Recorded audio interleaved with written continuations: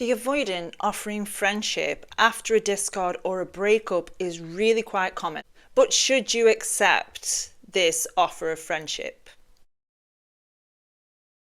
So in this video, I'm going to talk about why avoidants actually offer friendship and should you accept this. But I'm Amy and welcome back to my channel. Welcome if you're new here. I'm a certified attachment style coach and I help anxious attachers break the cycle of avoidant and emotionally unavailable partners so you can really thrive in your independence and prevent future heartbreak.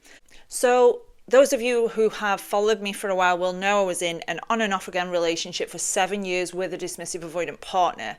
And I can honestly say I was only ever offered this once. I've spoke to tons of people, including clients, and this happens really quite a lot, where the avoidant will come back around again, offering some sort of friendship or something less serious than what they left. Really, the reason that the avoidant offers this is because it's really convenient for them.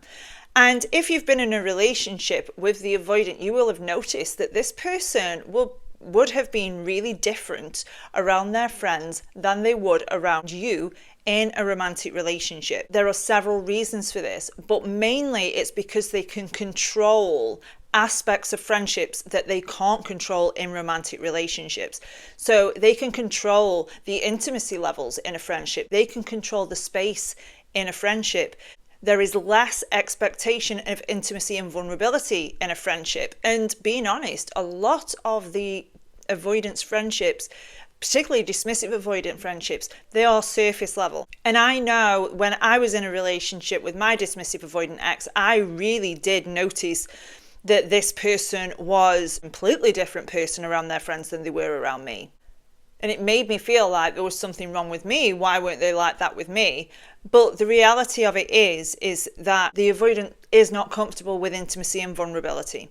So by offering a friendship, they haven't actually got to deal with the heavy feelings of a breakup. They haven't got to deal with the permanent effects of losing you, because you were in fact a symbol of emotional safety to them, even though the relationship didn't work out. And also, just because they broke up with you does not mean that they don't like you. It's just that they can't handle the relationship at that moment. So by offering friendship, they are still meeting those needs for freedom and independence, also meeting the needs for communication and connection with somebody and familiarity without actually losing you. So they are, in a sense, avoiding their feelings about the breakup. They're avoiding processing the breakup, and they can do this quite easily if you're still in the picture. Now, as anxious attachers, it might feel super tempting to go into this and accept this, because you'll still feel that little bit of hope that this might all still work out. And this could be from your own attachment style. It could be the effects and the conditioning of breadcrumbing, of gaslighting in the relationship with the avoidant. But either way, the chances are, if you've been broken up with and this person is offering to still be in your life, the hope is still going to be there that this relationship is going to work out. But the problem with that is one of two things are going to happen. Number one is that you're going to get back into it. You're going to get into a friendship with this person that isn't going to go anywhere.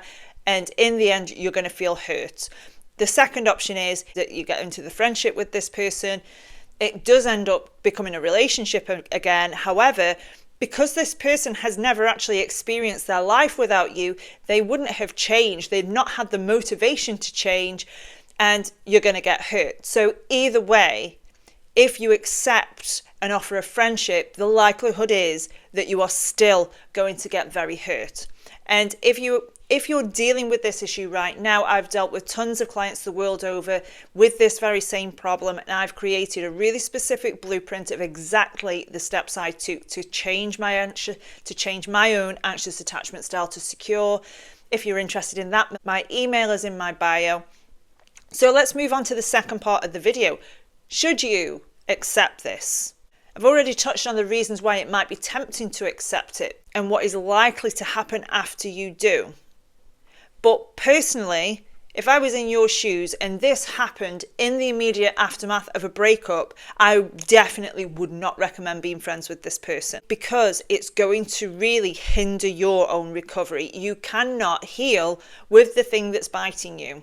You do in fact need space. I know that every fiber of your being right now is telling you to go and chase this person, to pull this person closer. You're worried about not being in their thoughts. You're worried that your absence is going to have the opposite effect of what you want, but it won't. I can promise you guys.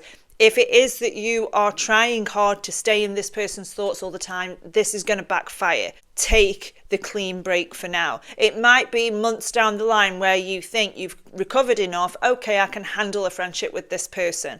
But in the immediate aftermath of a relationship breakdown, don't go in with friendship, because you need to heal, you guys. We don't want to keep going through that painful cycle. And I went through that for 7 years.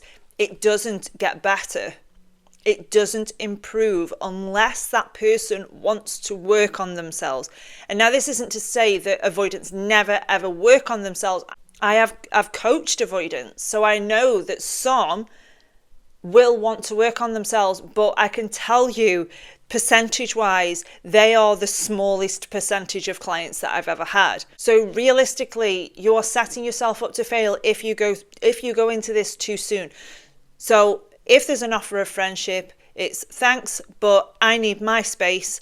I want to deal with my grief and my feelings about the relationship breakdown. Thank you for the offer. If I feel differently, I will be in touch. Put the ball in your court, because you're going to feel like you've got to accept this or nothing. But really, you have the power here to go away and heal yourself. The more you can do this, the more you can choose yourself on a day-to-day basis. You are going to be feeding your subconscious mind with, I am worthy, I am important, I'm a priority. You are going to start making this person mean less and less and less to you. And to be honest, after a few months of doing this, it's quite possible that you won't want to be friends with this person. It's quite possible that you won't want to even hear from this person. It's quite possible that you might well have met somebody else who is meeting your needs in the relationship. So I'm not saying never be friends with an avoidant, but what I am saying is let yourself do some healing first, because if it is that you've just been broken up with, your fear of abandonment has been triggered, you are in no state of mind to be making that kind of decision right now. Go no contact. Focus solely on yourself. Start to help yourself feel better first before you make that choice. So I hope you enjoyed this video. If you have any stories about this that you want to share, drop them in the comments below. Just to let you guys know, I do have a YouTube membership that is open now. If you go onto the memberships tab, we have weekly live Q&As just for members. Also have a monthly competition for free coaching sessions, plus previews of upcoming videos. If you like this content, please consider liking and subscribing to this channel. But I'm Amy, and it's an absolute pleasure to help you improve your self-worth. I'm super grateful that you've watched this video, and I will see you next time.